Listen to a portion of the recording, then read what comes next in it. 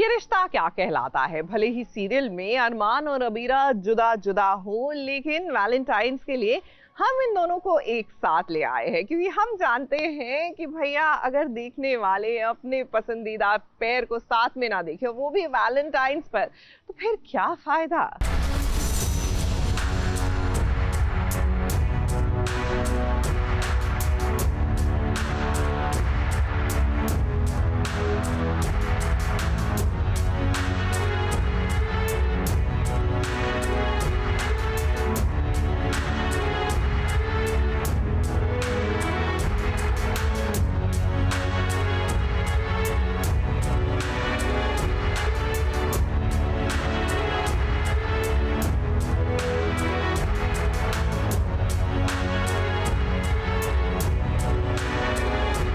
आठ साल हो गए हैं पूरे अरमान और अबीरा को अलग हुए।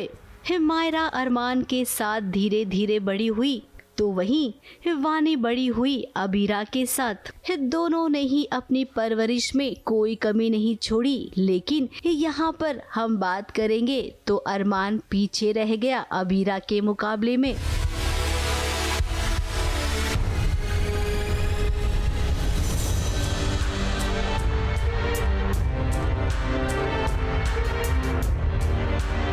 हिमायरा के साथ बचपन में जो हादसा हुआ था, जहां पर उसे लगा कि उसकी माँ उससे ज्यादा किसी और को प्यार करती है, वो बात उसके दिल में घर कर गई। और अब आलम ये है कि माँ नाम सुनते ही वो ट्रिगर हो जाती है, उसे पैनिक अटैक आ जाते हैं। माँ माँ माँ माँ, इस वर्ड के अलावा और कोई वर्ड नहीं आता क्या तुम्हें?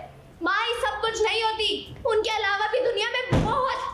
जिसका एक छोटा सा एग्जाम्पल आपने अभी देखा यहाँ पर। मेरा ट्रिगर पॉइंट है वो वर्ड, एक वर्ड है माँ, वो मेरा ट्रिगर पॉइंट है। जब भी कोई वो नाम लेता है तो मैं पागल हो जाती हूँ, आउट ऑफ कंट्रोल हो जाती हूँ। खुद out of control in the sense खुद के इमोशंस पे कंट्रोल नहीं कर पाती। करना चाहती हूँ बट नहीं हो पाता मुझसे। बिल्कुल सही। वो मायरा का ट्रॉमा बचपन का इतना ज़्यादा है कि जैसे ही वो सुनती है माँ के बारे में और वो ऊटपटांग प्रैंक्स करने लगती है और अपना दर्द कम करने के लिए, तो काफ़ी मुश्किल है मायरा के लिए। अब मायरा का यहाँ पर कहना है कि माँ सब कुछ नहीं करती है। तुम्हारी माँ को लगा वो गाड़ी ठीक भी कर लेंगी, यूज भी कर लेंगी, टाइम पे डिलीवर भी करवा देंगी और किसी को प्रॉब्लम नहीं होगी। ग्रीड के मारे प्लेट में 10 खाने की चीजें भरोगे ना तो प्लेट ओवरफ्लो ही करेगी। उनसे कहना अगली बार से उतनी ही रिस्पॉन्सिबिलिटी उठाए जितनी निभा पाए। वो इसलिए ऐसा कह रही है क्योंकि अरमान उसके लिए अब सब कुछ है। अरमान ने मायरा को इतना प्यार दिया है कि वो प्यार में बदतमीज भी हो गई है। फिलहाल ये रिश्ता क्या कहलाता है वो तो पता नहीं है। ये रिश्ता कुछ नहीं। रिश्ता कहलाता था। हाँ, ये कुछ तो कहलाता था 8 साल पहले। 8 साल बाद जब मिलेंगे तब कुछ कहलाएगा। बस अभी कुछ नहीं कहला रहा, बट अभी हमारा अलग अलग स्टोरी जो भी चल रहा है, इनका गैराज का चल रहा है, मेरा अपने घर का चल रहा है, उसमें तो बहुत ज्यादा मुझे बहुत मजा आ रहा है। और मुझे गैराज में बहुत ज्यादा मजा आ रहा है। मुझे बहुत सारी चीजें नई नई सीखने मिल रही है गैराज के बारे में।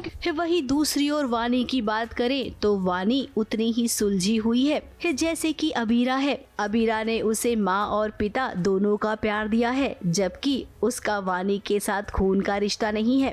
अब वानी भी हॉस्टल में जाएगी और यहाँ से मायरा भी। दोनों हॉस्टल में मिलेंगे और मिलने के बाद क्या होगा, पुराने रिश्ते और उलझेंगे।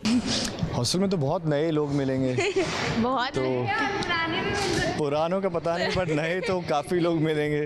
हो सकता है शायद पुराने लोग भी मिल जाएं, बट लेट्स सी। अभी हॉस्टल में तो नई ज़िंदगी शुरू होगी, नई लाइफ होगी, तो नए लोग तो मिलेंगे, इसकी गारंटी है। पुराने मिलेंगे तो पता नहीं क्या रिएक्शन होगा, क्या नहीं होगा। फिलहाल तो यहाँ पर एक भी रिश्ता सुलझेगा नहीं। इतने सालों की दूरियां हैं तो अचानक खत्म नहीं होगी। धीरे धीरे अरमान और अबीरा को मिलकर ही हिमायरा को थोड़ा शांत करना होगा। कहीं न कहीं अरमान भी ये बात जानता है कि अबीरा के बिना वो खुद भी अकेला है। मुंबई से शिवानी सिंह के साथ एबीपी न्यूज़ रिपोर्ट।